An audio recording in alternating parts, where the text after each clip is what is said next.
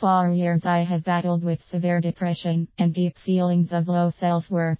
If you were to view my life from the outside, without knowing a thing about me, you would not see that battle. You would see a good-looking, financially independent man, who had many skills and interests and who joked around so much that there would be little indication of the war that waged within me. It wasn't that I was hiding it, well maybe with the constant smiles and joking, it was more that I felt like no one was really interested in my battle. And why would they be? They all had their own lives to live after all. So feeling that way, I communicated little to others about what was going on with me. I was always stupendous when asked. Once in a while I asked around as to the solution to this back and forth depression, and then feeling really good at times, and I got lots of answers. From therapists, new age gurus, satsang leaders, seminar leaders, motivational speakers, friends ministers, and people who seemed knowledgeable about life. I quite literally watched hundreds of videos and attended workshops, seminars, church, and different meetings. I even became a highly trained initiate in many of these practices, but not one of them ever really answered my question, which was, how do I handle all this going on inside of me so that I'm okay? And then that's when I discovered the most interesting and useful answer of all. There wasn't one. And that in fact, if there was ever one that was going to work, it was going to have to come from me. There wasn't one single answer, because there are as many ways to view the same situation as there are people in the world. Ask a minister, and you will get the ministerial point of view. And not even the ministerial point of view, but his or her particular ministerial point of view. Or ask a carpenter, a baker, a politician, or therapist, it's all the same. You will always receive an answer based on their conceptualization of events. Right or wrong, that's the way it is. Each person filters the data you give them through their screens, and out comes the way they think it would be handled best. No matter that some of the answers I got were totally destructive or completely non-nurturing. What mattered to these well-intentioned people was that I got the one that they believed in. I highlight well-intentioned, because though they believed they were well-intentioned, my sense was that most of them were more interested in telling me what was right from their own particular worldview, rather than looking to actually see what was right for me. So ultimately, I was forced to decide for myself what was actually right for me, out of this sticky morass of opinion, talk, conceptualization, and flood of answers. First, because had I not done that, had I not become the seeker, I fear I would not have lived as long as I have. And happy I am to have lived this long, because it wasn't until recently that I discovered a simple fact that has served to forever free me from the morass of depression I was slowly drowning within. You see, I always blamed myself for the way I felt, like there was something wrong with my personality, like I was in fact wrong for feeling the way I did. Wrong instead of responsible. Of course I was responsible for my feelings, they were mine after all, but even though they were mine, that didn't mean that I was deliberately creating them. Not at all. They just popped up, and I couldn't figure out why. Why? What was their source? Why in the midst of a life that was abundant, safe, and in so many ways was actually fulfilling, was I still depressed? Sure, there were continuing situations that I was not happy with. Child custody injustices, money problems, health and relationship issues, and so on. But I dealt with my feelings over these events that I did not want in my life, and have always handled things by being responsible and taking care of myself and my family, so that we were safe and nurtured. So what was the problem? If I had taken responsibility, and if I had taken action to make sure I and those I loved were okay, then what the heck was I still feeling depressed for? And then one day, after reading a simple article on chemical imbalances in the brain, it really hit me.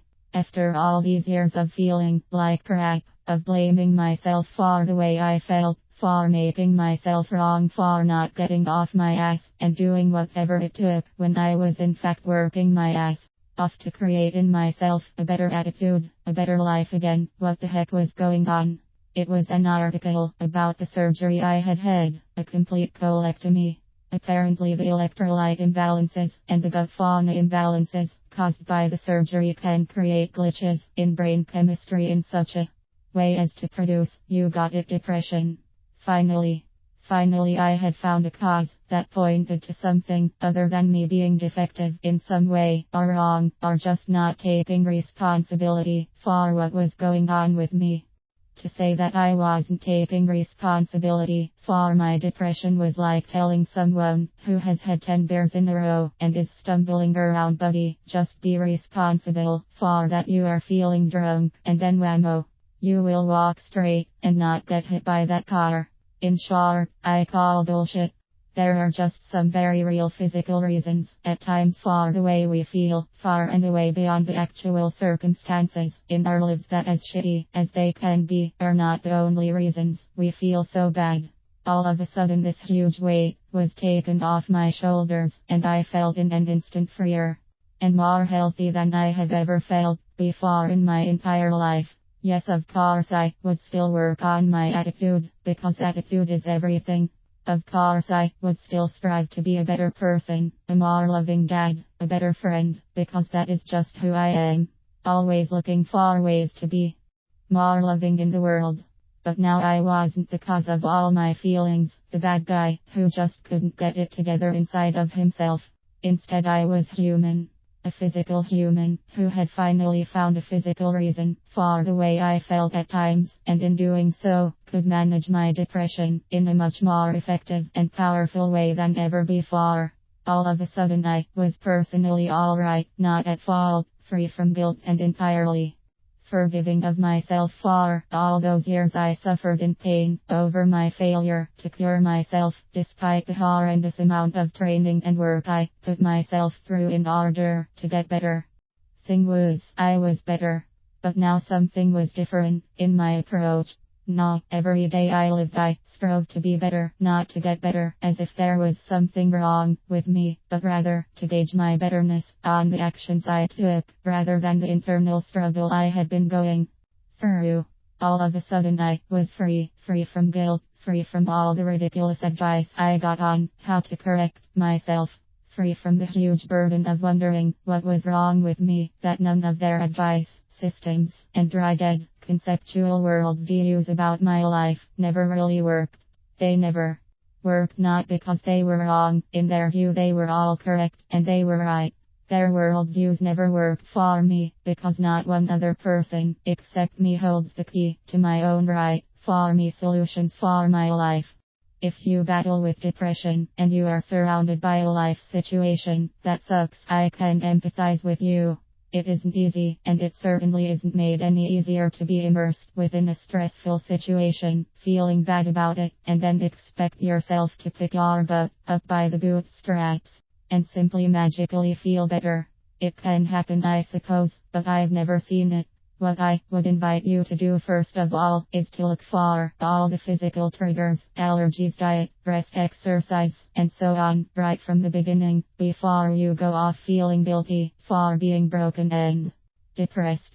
Once you begin handling those, then go on and do your work on attitude and do those seminars, because then you will be more open to discovering what coaching actually resonates with you. Then go on and give yourself a break, because no one else will. They're too busy looking for their own break to do that. And who can blame them? That's what you're looking for, aren't you? Besides, you are the only one who can ever give yourself a break anyway. As soon as you realize that, that's when you will finally be your own help, your own savior. Because no one but you can ever know, or will ever know, what's right for you, but you. What power you have. You go.